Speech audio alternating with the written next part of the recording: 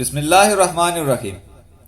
السلام علیکم ناظرین آج صبح 10:02 پر کراچی اسٹاک ایکسچینج پر دہشت گردوں کی طرف سے ایک حملہ کیا گیا، جس کو پاکستان کے میڈیا اور انٹرنیشنل میڈیا نے بھی رپورٹ کیا۔ آپ کو اس کے بارے میں علم تو ہوگا، لیکن کچھ فیکٹس ہیں جو آج ہم آپ کے سامنے رکھ رہے ہیں، جن کے بعد آپ کو اندازہ ہو جائے گا کہ یہ کیوں اور کون کروا رہا ہے۔ ناظرین، اگر آپ پچھلے کچھ دنوں سے انڈین میڈیا دیکھیں اور جو انڈین دفاعی تجزیہ نگار ہیں ان کے بیانات دیکھیں تو وہ بار بار انڈین فورسز اور انڈین حکام کو یہ مشورہ دے رہے تھے کہ انڈیا کو پاکستان کے خلاف پراکسی کو تیز کرنا چاہیے۔ یہ بقول ان کے کہ جو چائنا نے گالوان ویلی میں اور نیپال بھارت کے ساتھ کر رہے ہیں، ان کا سرا کہیں نہ کہیں پاکستان اور ISI سے ضرور ملتا ہے۔ آپ کو معلوم ہوگا کہ کچھ دن پہلے انڈیا نے ایک خبر رپورٹ کی تھی۔ ان کے مطابق ان کے ڈیفنس سسٹم پر سائبر اٹیک ہوا ہے، جس میں چائنا، پاکستان اور جنوبی کوریا شامل ہیں۔ ان کے مطابق پاکستان نے یہ معلومات چائنا کے ساتھ شیئر کی، جس کے بعد چائنا مزید اگریسو ہو گیا۔ انڈیا والوں کے مطابق پاکستان کو انگیج رکھا جائے، نہیں تو وہ مختلف طریقوں سے بھارت کو نقصان پہنچاتا رہے گا۔ آج کا یہ حملہ بھی اس کی ایک کڑی ہے۔ یہ دہشت گردی کا حملہ BLA یعنی بلوچ لبریشن آرمی نے تقریباً 10 بجے کے قریب کیا، اور یہ ان کی ایک مجید برگیڈ ہے، اس نے حملہ کیا۔ یہ برگیڈ جس شخص کے نام پر ہے اس کا نام مجید ہے۔ یہ وہی شخص ہے جس نے 1970 میں ذوالفقار علی بھٹو پہ دستی بم سے حملہ کیا تھا۔ اس دہشت گردی میں ایک سب انسپیکٹر، 5 سیکیورٹی اہلکار اور ایک شہری بھی شہید ہوئے ہیں۔ پاکستان کی سیکیورٹی فورسز کی طرف سے یہ آپریشن صرف 8 منٹوں میں پورا کیا گیا۔ 8 منٹوں میں چاروں کے چاروں دہشت گردوں کو مار گرایا، جس میں 2 پولیس والے بڑے مقبول ہو رہے ہیں۔ دہشت گردوں میں سے ایک دہشت گرد کی پہچان ہوئی ہے۔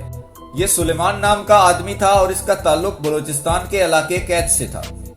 یہ حملہ بھی بالکل اسی طرح کا تھا جو 2018 میں چینی قونصلر خانے پہ حملہ ہوا تھا۔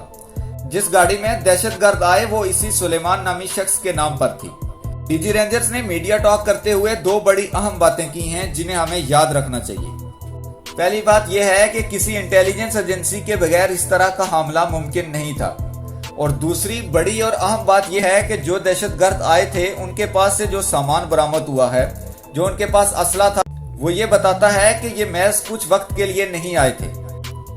ان کا پروگرام تھا کہ جو عملہ اندر کام کر رہا ہے اس کو دیر تک یرغمال بنایا جائے، کیونکہ ان کے پاس سے جو کھانے پینے کی اشیاء ملی ہیں وہ کئی دنوں تک کے لیے تھی۔ BLA نے جو حملے ابھی تک کیے ہیں اور جن کی ذمہ داری قبول کی ہے، ان میں ذوالفقار علی بھٹو پر پہلا حملہ تھا۔ اس کے بعد PC ہوٹل پہ پچھلے سال چینی قونصلٹ خانے پہ حملہ، اور گزشتہ ماہ بلوچستان میں 3 حملے جو سیکیورٹی فورسز پر کیے ہیں۔ اس کے علاوہ چینی انجینئرز پر بھی حملے کی ذمہ داری قبول کر چکے ہیں۔ امریکہ اور دیگر ممالک کی طرف سے بھی BLA تنظیم کو کالعدم قرار دیا گیا ہے۔ اگر آپ اس میں بھارت کا کردار دیکھنا چاہتے ہیں تو اس کی چھوٹی سی مثال یہ ہے کہ پرو انڈیا نیوز چینل، جن میں سر فہرست BBC ہے، BBC نے جب اس واقعے کی رپورٹنگ شروع کی تو نیو دلی سے ایک شخص کو لائن پر لیا، اور وہ بتا رہا تھا کہ پاکستان میں کراچی اسٹاک ایکسچینج میں کیا ہو رہا ہے۔ عجیب بات ہے کہ یہ حملہ پاکستان میں ہو رہا ہے، اور BBC نیوز کے ساتھ پاکستان کے بہت سارے لوگ منسلک بھی ہیں، لیکن نیو دلی سے پوچھا جا رہا ہے۔ اب اس شخص کی رپورٹنگ اگر آپ سنیں تو وہ اس کو ممبئی اٹیک کے ساتھ ملا رہا تھا۔ اس کا مطلب ہے کہ وہ پورے پروسیس کے ساتھ کام کر رہے ہیں، میڈیا کو بھی استعمال کر رہے ہیں، اپنے اداروں کو بھی استعمال کر رہے ہیں، اپنے وسائل کو بھی استعمال کر رہے ہیں، اور یہاں موجود غداروں کو بھی استعمال کر رہے ہیں۔ غداروں سے یاد آیا کہ حامد میر صاحب جو جیو کے سینئر جرنلسٹ ہیں، وہ مسنگ پرسنز کے لیے بڑا شور کرتے تھے۔ آج سوشل میڈیا پہ لوگ حامد میر سے کہہ رہے ہیں کہ آپ کے 4 missing persons Karachi stock exchange کے باہر پڑے ہوئے ہیں۔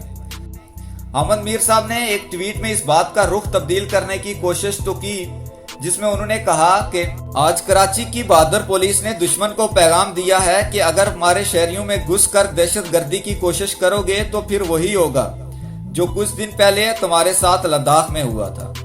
اب یہ ٹویٹ کر کے انہوں نے رخ کو تبدیل کرنے کی کوشش تو کی، لیکن عوام اتنی بھی سادہ تو نہیں ہے، عوام تو سب جانتی ہے۔ یہ کچھ فیکٹس تھے جو ہمیں معلوم ہوئے، مزید جو بھی معلومات ہوگی آپ کے ساتھ ضرور شیئر کریں گے۔ ہمارے ساتھ جڑے رہنے کے لیے چینل کو سبسکرائب کر لیں۔ شکریہ۔ اگلی ویڈیو تک کے لیے اللہ حافظ۔